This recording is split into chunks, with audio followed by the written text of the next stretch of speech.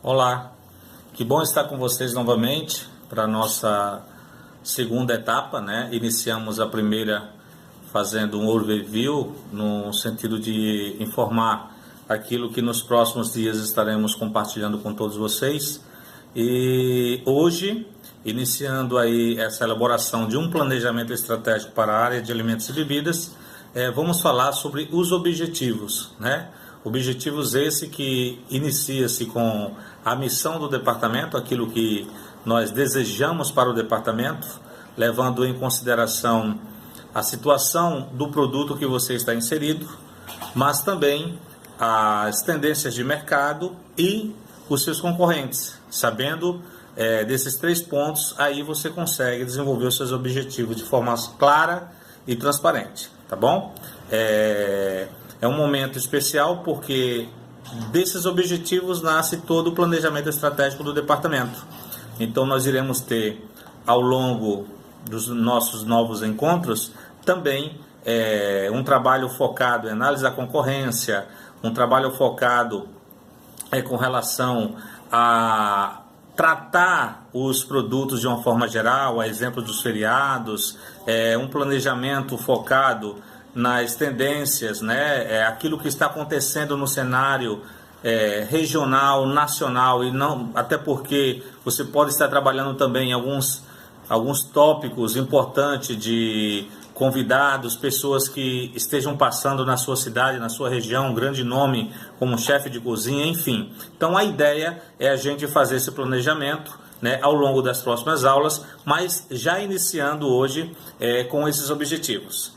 Nós vamos dar uma paradinha rápida só para ajustar a tela com relação àquilo que a gente vai estar tratando nesse momento, ok? Só um minutinho.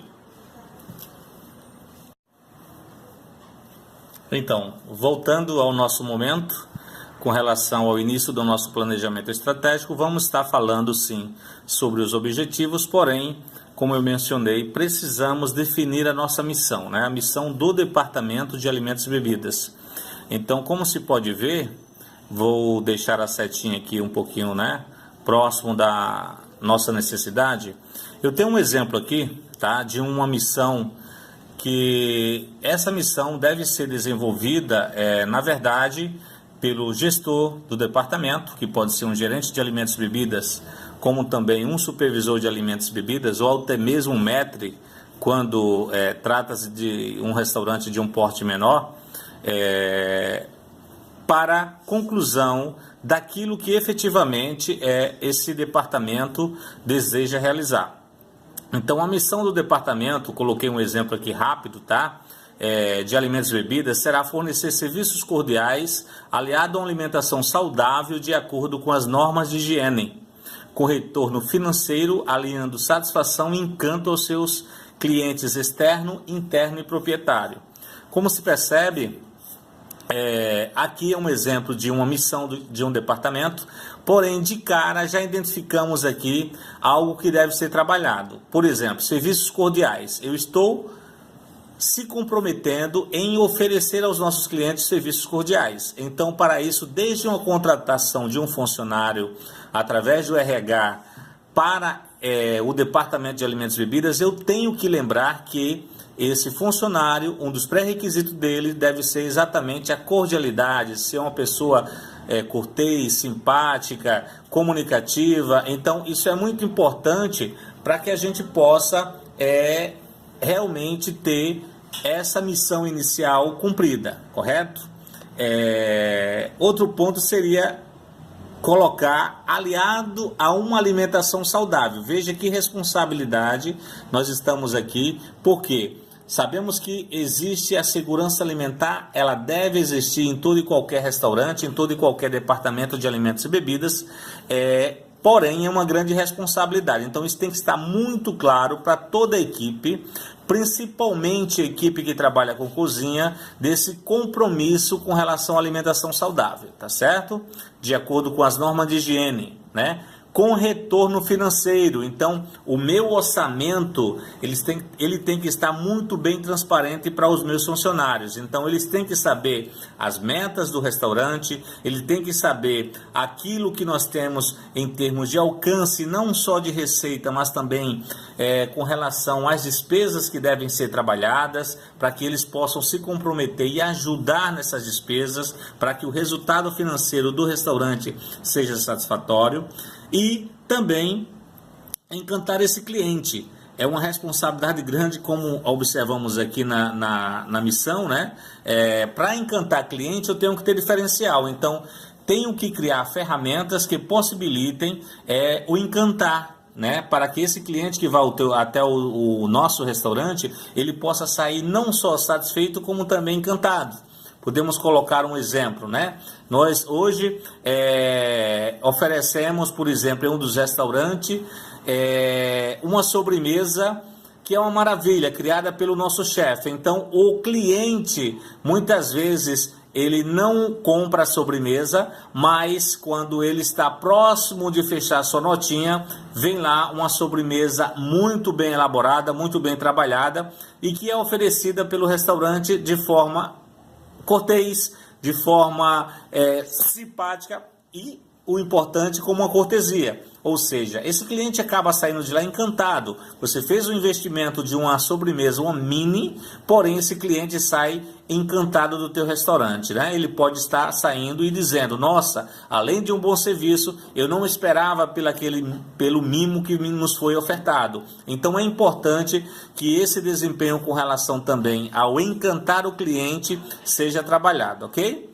E nós precisamos também satisfazer esses clientes externo e também o interno, né? Além do proprietário. Então, preciso criar mecanismo para que esse cliente interno, que pode ser um garçom, um cozinheiro, um steward, né? Que é aquele que faz a higienização das nossas cozinhas com relação à lavagem de panelas e pratos, que eles estejam satisfeitos também, né? Para que eles possam entregar um produto bacana para o nosso cliente principal, aquele que paga o nosso salário, correto?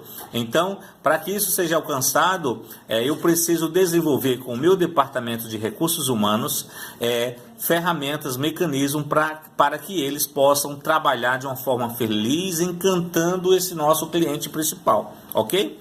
Se eu trabalhei tudo isso, com certeza a satisfação do nosso proprietário, ela estará realmente certa.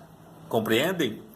Porque se eu atendi bem esse cliente, se eu pratiquei uma missão, né, bacana, como foi mencionado aqui, se eu estou entregando tudo isso ao nosso cliente interno e o externo, com certeza a satisfação do nosso proprietário será realmente bacana. Por quê? Porque ele vai ter esse retorno financeiro e vai observar e entender o trabalho que a equipe está realizando, a preocupação de ter uma missão bem elaborada, direcionada aos preceitos da empresa, bem como aliando aí as tendências de mercado e conhecendo a concorrência, certo? Para que se finalize uma missão do departamento cujo propósito é o objetivo final do nosso cliente. Compreende, pessoal? Então é importante que isso seja tratado e que essa missão é apenas um exemplo, porém deixo bem claro. Cada restaurante, cada departamento de alimentos e bebidas deve sim ter a sua missão bem definida, bem elaborada e que seja compartilhada com os funcionários de base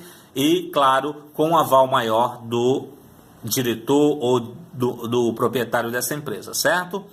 Temos ainda os objetivos e expectativas com relação aos serviços de A&B, né? Quando você tem um restaurante e ele, por exemplo, gera expectativa, você divulga algo em mídia, você informa alguma situação, esse cliente já vem com expectativa grande, compreende? Então, nós precisamos conhecer e aplicar a missão do departamento para todos os funcionários de A&B, para que eles possam sim entregar aquilo que o departamento de marketing está trabalhando, compreende?